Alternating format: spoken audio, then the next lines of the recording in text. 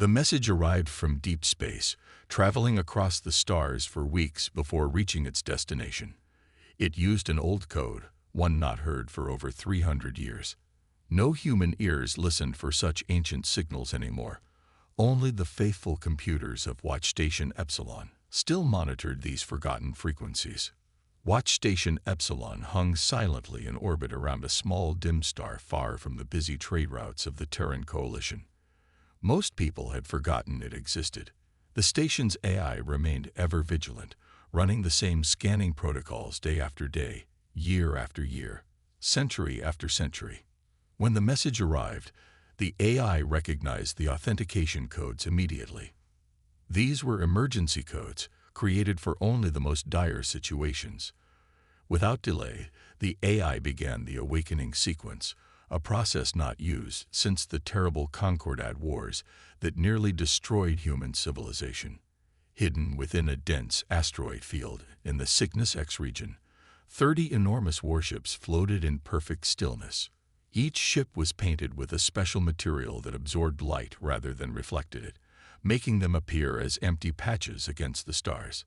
These vessels made up the Guardian Fleet, the most powerful military force humans had ever built. For 3 centuries, the ships had waited, powered down to all but their most basic systems. Now, one by one, reactor cores began to hum with energy.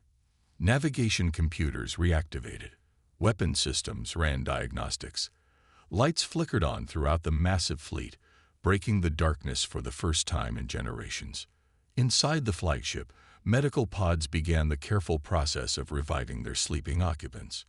Most important among them was Admiral Hannah Park, commander of the entire Guardian Fleet. The Admiral's pod hissed as it opened.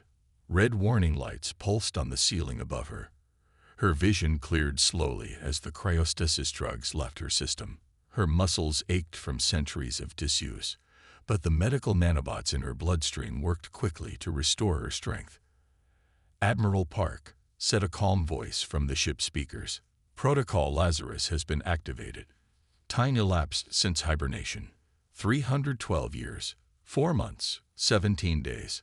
Hannah struggled to sit up, her mind racing to process what she was hearing. Protocol Lazarus, the emergency reactivation of the Guardian Fleet. It could only mean one thing. Someone had broken the peace treaties established after the Concordat Wars. "Show me the message," Hannah ordered, her voice rough from centuries of silence. A holographic screen appeared before her. The message was short, sent from a research outpost on the edge of known space. "Unknown ships surrounding our position. They've breached the sealed precursor site. The artifacts are being removed. Immediate intervention required." Memories flooded back to Hannah. Memories of the last war. Of planets burned to ash. Of billions dead. All because someone found and tried to use the technology left behind by the ancient precursor civilization. Technology so advanced it might as well have been magic. Technology no one was ready to control. That was why the Guardian Fleet existed. That was why Hannah and her crew had agreed to sleep for centuries if necessary, to be ready if the threat ever returned. "Ship status?" she asked, standing on shaky legs. "All systems at 94% efficiency. Fleet awakening is proceeding as planned. All vessels report ready status within 2 hours." Hannah walked slowly to the viewport.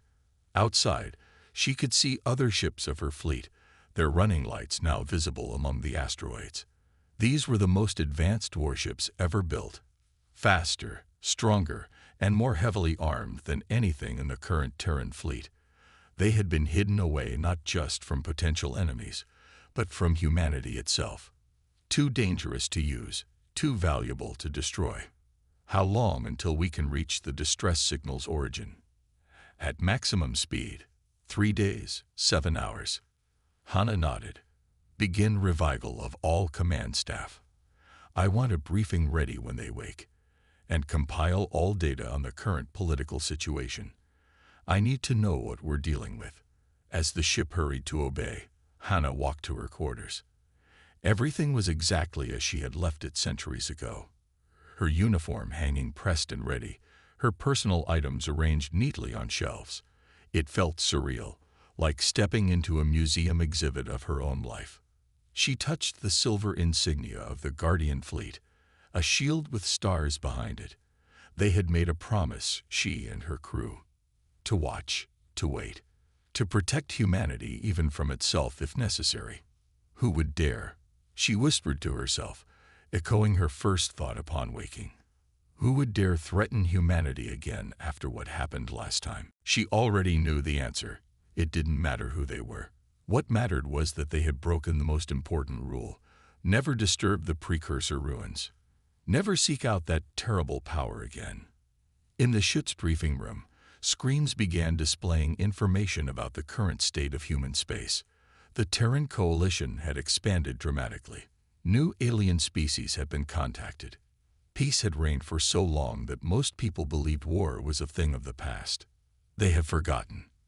After 300 years, people had forgotten why the treaties were written. They had forgotten what the precursor technology could do. But Hannah remembered. Her fleet remembered. And soon, whoever had disturbed the sealed ruins would remember too. As she put on her uniform for the first time in 3 centuries, Hannah felt the weight of responsibility settling on her shoulders once more. The Guardian fleet was awake, and the galaxy would tremble at its return. The old warships hummed with power as systems came fully online. In the command center of the flagship, Admiral Hannah Park studied the flood of information appearing on the main screen. Her officers, newly awakened from their long sleep, worked at their stations with growing concern. "Report complete, Admiral," said Commander Jun, her intelligence officer. His face looked pale under the bright lights. "The data is troubling." Hannah nodded for him to continue. "The Kresh Dominion has been expanding beyond their borders for at least 40 years. They've taken control of 17 star systems that should be protected under the Cygnus Treaty." Hannah frowned. The Kresh had been signatories to that treaty. They had agreed to stay within their boundaries after the Concordat Wars. Their expansion should have triggered immediate diplomatic responses, perhaps even military action from the Terran coalition. "Why didn't anyone stop them?" she asked. Commander Jun sighed. "It seems the current Terran government has grown soft. They've reduced military spending every decade for the past century. Many believe that true peace has been achieved." "Fools," whispered Captain Kim from his station at weapons control. "Peace is never permanent." Hannah couldn't disagree. She turned her attention to the emergency transmission that had awakened them all from their long sleep. It had come from Outpost Sigma 9, a small research base positioned near an ancient precursor ruin. The ruin had been sealed and guarded according to the treaties that ended the last war. The message played again on her personal screen. "They're back. They'd found something in the ruins. God help us all." The voice belonged to Dr. Lee, the head scientist at the outpost. The transmission ended with sounds of weapons fire and shouting. Then silence. "Do we have visual confirmation of Kresh ships at Sigma 9? Hannah asked. "Yes, Admiral. Our long-range scans show 7 Kresh warships surrounding the outpost. They arrived 3 days ago." Hannah walked to the large holographic display at the center of the command deck. It showed a 3-dimensional map of the sector, with the precursor ruin marked in red. She remembered that place. During the war, a precursor weapon had been activated there, turning 3 planets to dust in seconds. After the fighting ended, they had sealed the site with the most advanced containment technology available. "They're not just expanding their territory," she said quietly. "They're looking for something specific." Her officers watched her, waiting for her to continue. "The precursor ruins. The Kresh know what's hidden there. They want the weapons." A heavy silence fell over the command deck. Everyone present had seen what precursor weapons could do. That was why they had agreed to sleep for centuries if needed, to prevent such horrors from happening again. "But how did they find out?" asked Commander Jun. The locations of all sealed sites were classified at the highest level. Hannah had been wondering the same thing. Someone told them, or they found records we missed. She turned to her communications officer. Any response from Terran Command to our awakening signal? Yes, Admiral. They seem confused. They're demanding to know who authorized our activation. Hana wasn't surprised. The current government probably didn't even know the Guardian fleet existed. Their predecessors had kept them secret, hidden away as a last resort. Tell them we were activated by emergency protocols built into our systems. Send them the Sigma-9 transmission and inform them we are moving to investigate. And if they order us to stand down, asked the communications officer. Hana's expression hardened. Our authority comes from the Emergency Powers Act of 2689. It supersedes standard command structures in case of Class A threats. She paused, and the precursor technology is definitely a Class A threat. On the main screen, more information appeared about the Kresh Dominion. They had grown significantly in the past 3 centuries, expanding their territory and building up their military. But they should still be no match for the Guardian fleet. Admiral, called out the sensor officer suddenly. I'm detecting unusual energy readings from the precursor site. It appears the containment field has been breached. Hana felt a chill run through her body. Show me. The display changed to show the precursor ruins, a massive half-buried structure of unknown black material. A section had been opened, and lights could be seen moving inside. They're already inside, Captain Kim said. If they activate anything in there. Hana didn't need him to finish the thought. If the Kresh activated precursor weapons, millions would die. Perhaps billions. Set course for Sigma-9, maximum speed, she ordered. And prepare all weapons systems. We may not have time for diplomacy. The massive engines of the Guardian fleet roared to life. 30 warships, each larger and more powerful than anything currently in service, moved out of their hiding place among the asteroids. Hana stared at the image of the breached precursor site. Memories of the last war flashed in her mind, planets burning. Fleets of ships turned to dust, billions of lives lost. All because someone couldn't resist the temptation of that ancient, terrible power. Not again, she whispered. Never again. As the fleet accelerated toward its target, Hana knew that the peace of 3 centuries was about to end. The Guardian fleet was about to remind the galaxy why it had once been feared above all else. Word spread fast about the return of the Guardian fleet. Messages flashed between planets and space stations at light speed. Governments called emergency meetings. Military leaders reviewed old files about ships that many thought were just scary stories. It cannot be true, said the Lurian ambassador to her aides. These ships were decommissioned centuries ago. The reports are confirmed, replied her chief advisor, showing her the sensor readings. 30 warships, each larger than our largest cruiser. They matched the descriptions from the historical archives. Similar conversations happened across 100 worlds. Species that had been children during the last war now ruled their own planets. They had grown up hearing tales of the human Guardian fleet, stories of ships that could destroy worlds, with armor nothing could penetrate. Many had dismissed these stories as exaggerations or myths created to scare children. Now those myths were moving through space at high speed, heading toward Kresh territory. Admiral Hana Park stood on the bridge of her flagship, the Vigilant. The ship moved silently through the darkness of space, leading the fleet toward their destination. They were still 2 days from reaching Outpost Sigma-9, but Kresh patrols had already detected their approach. Kresh Battle Group at coordinates 227 to 85-103, reported her sensor officer. 5 ships, combat class. They're changing course to intercept us. Hana nodded. Maintain course and speed. Let them come to us. The officers on the bridge exchanged glances. After 300 years of sleep, their admiral seemed completely calm about facing an unknown enemy force. They're within communication range, said the communications officer. Open a channel, Hana ordered. The main screen flickered to life, showing the bridge of the Kresh vessel. The commander was tall and thin with gray skin and 3 yellow eyes arranged in a triangle pattern. He wore an elaborate uniform covered in medals and insignia.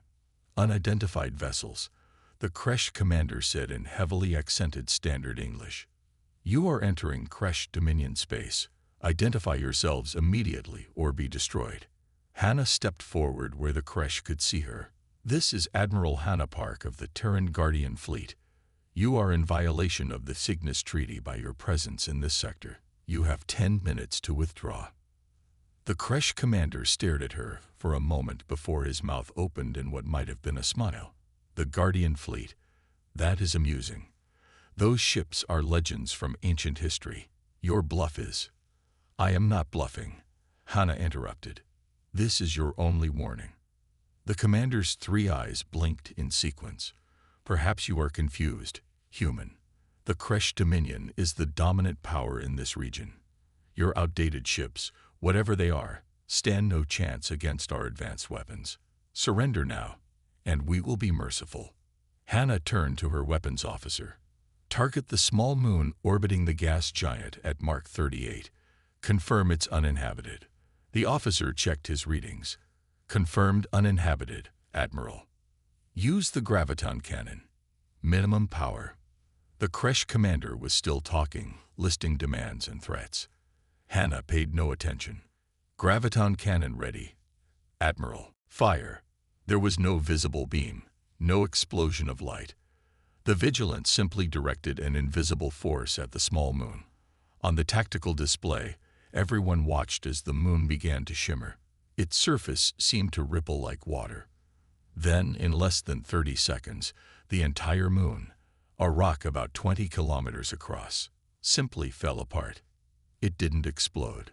It disassembled, breaking down first into boulders, then rocks, then pebbles, then dust, and finally into its component molecules. Where a moon had been, there was now just a thin cloud of particles. The Kresh commander had stopped talking. All 3 of his eyes were wide open, fixed on his own sensor readings. That was our auxiliary weapons system. At 5% power, Hannah said calmly. You now have 8 minutes to withdraw from this sector. Without another word, the Kresh commander cut the communication. The 5 enemy ships immediately turned and accelerated away at their maximum speed. A cheer went up from some of the younger officers on the bridge. Hannah silenced them with a look. They will be back, she said, with more ships. Her first officer, Commander June, stepped to her side. Admiral, was that demonstration necessary? It will certainly escalate the situation.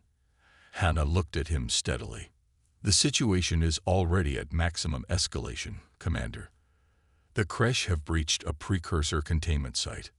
Nothing is more dangerous. She turned to address the entire bridge crew. I know most of you were born after the Concordat Wars. You didn't see what precursor weapons can do. I did. If the Kresh activate even one of those devices, entire systems will die. She walked to the main display, which now showed their course to Outpost Sigma 9. The Kresh needed to understand immediately who we are and what we can do. Fear will slow them down, make them cautious. It might give us the time we need to reach the outpost before they remove whatever they found in the ruins. Commander June nodded slowly. And what about the Terran Coalition? They've been sending messages demanding we return to base for consultation.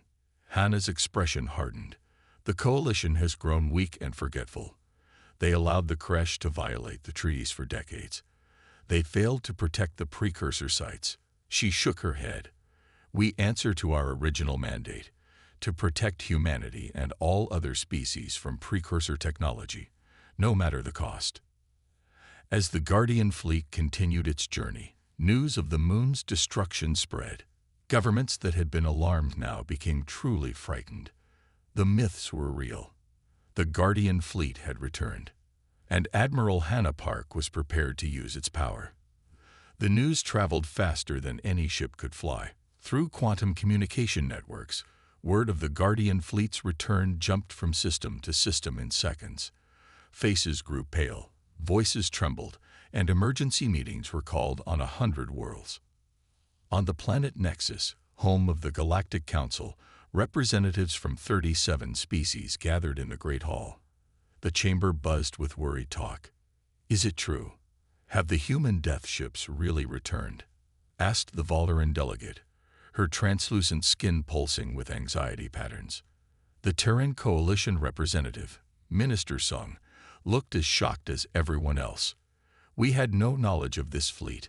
Our historical records show they were dismantled after the Concordat Wars. Clearly not, said the Jaxiri elder, his forearms gesturing in agitation.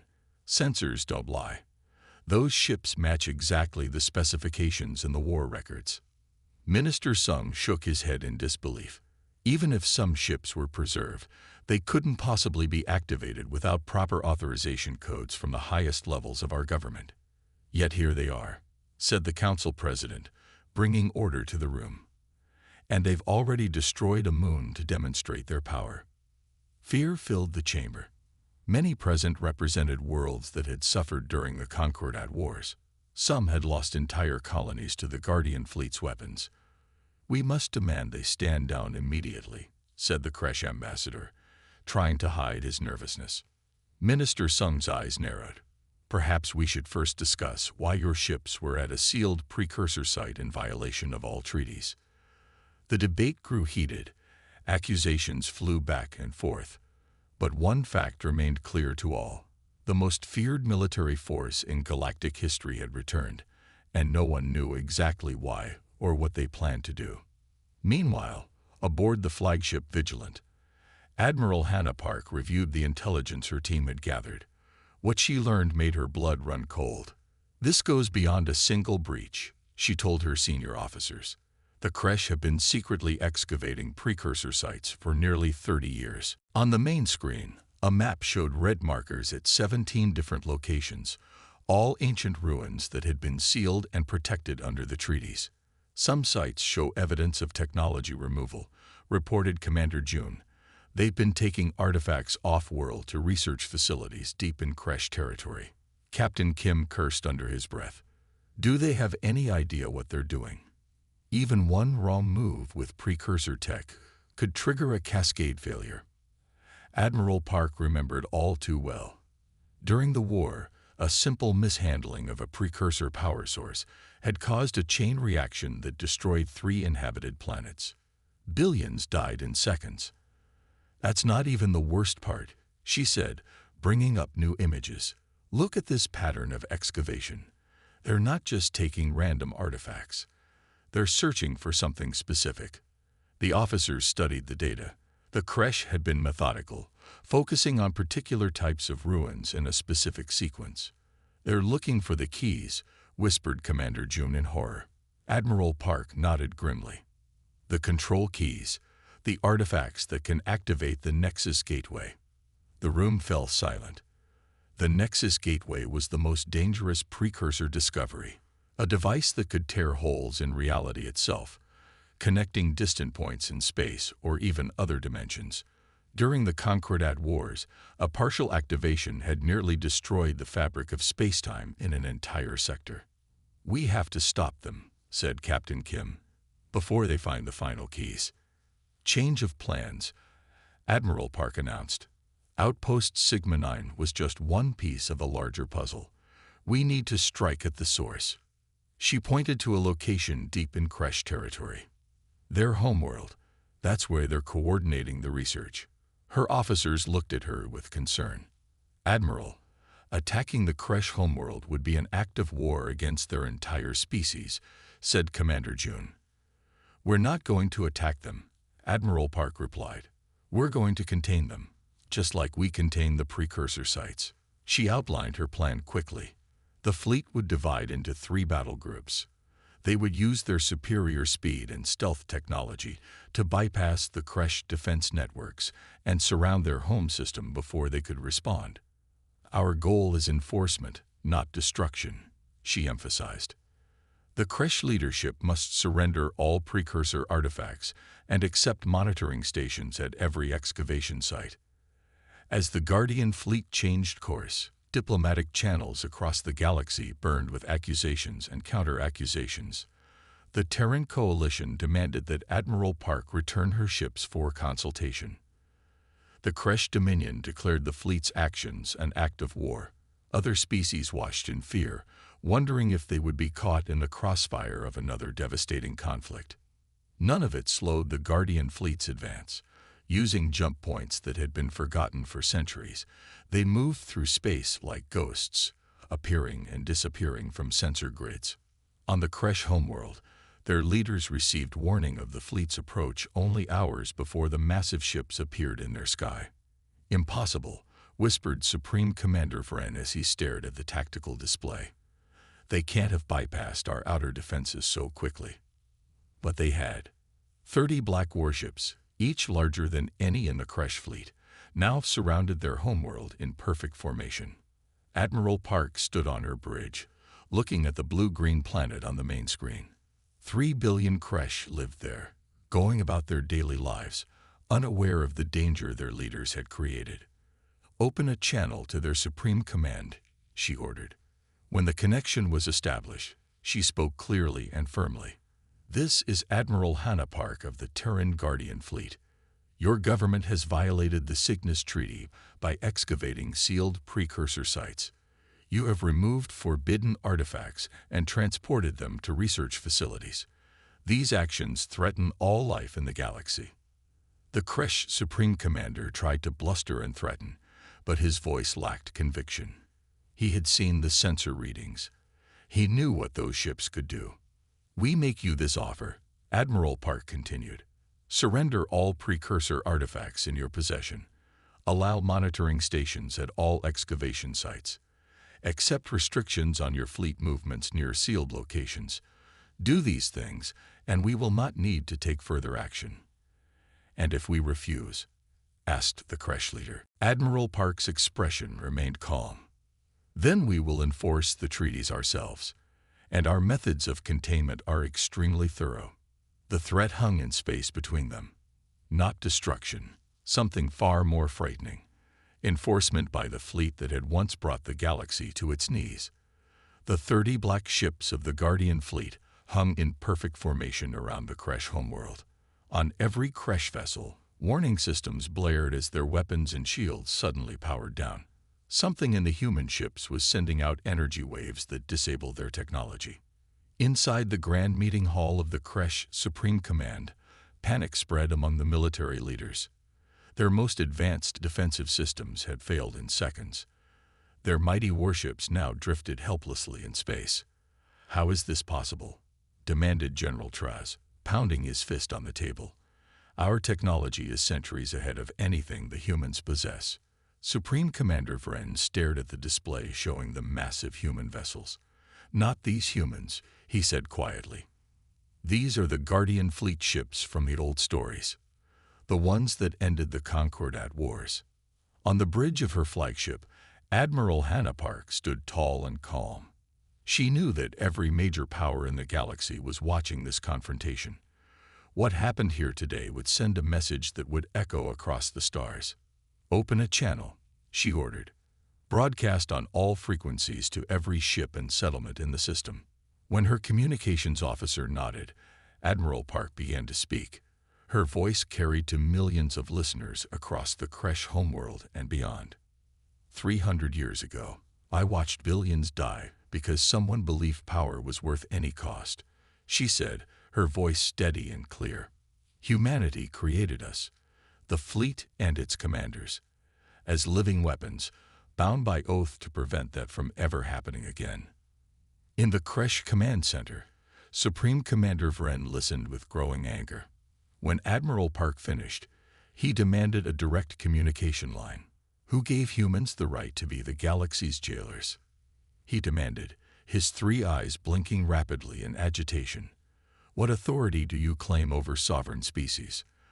The precursor artifacts belong to whoever finds them."